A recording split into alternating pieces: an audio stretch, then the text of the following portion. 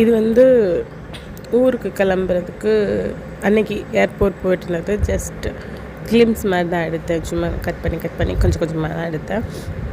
Night 10:30க்கு flight வந்து கொஞ்சம் delay தான். 10:40 ஆகிடுச்சு. ஸ்ரீலங்கன் ஏர்வேஸில் தான் போயிருந்தோம். ஃபஸ்ட் டைம் இந்த ஃப்ளைட்டில் ஃபஸ்ட் டைம் ஸ்ரீலங்காவுக்கு போனோம். நல்லா இருந்தது. கொழும்பு போயிட்டு அங்கேருந்து திருச்சிக்கு கனெக்டிங் ஃப்ளைட்டு. அங்கேருந்து 1 hour தான். 1 hour வெயிட் பண்ணணும். 1 hour இல்லை, 45 minutesல இறங்கிருச்சு கொழும்பு டு திருச்சி. நல்லா இருந்தது. ஆக்சுவலாக ஸ்ரீலங்கன் அந்த ஃப்ளைட் வந்து குவைட்லேருந்து டேரெக்டாக ஸ்ரீலங்காவுக்கு நல்லா டேரெக்ட் ஃப்ளைட்டு.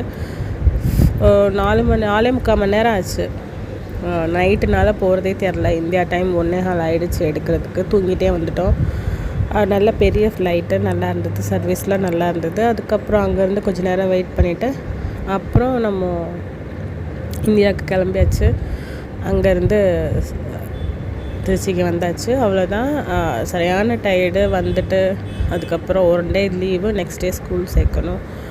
அப்படி இருந்தது. ஃபஸ்ட் டைம்ங்கிறனால கொஞ்சம் தனியாக கனெக்டிங் ஃப்ளைட்டில் குழந்தைய வச்சுட்டு தனியாக வர்றது கொஞ்சம் கஷ்டம்தான். நான் எப்போவுமே டேரெக்டாக வந்துடுவேன். இந்த டைம் சரி ஸ்கூலுக்கு போகணுன்றனால இப்படி கனெக்டிங்கில் வந்துட்டேன்.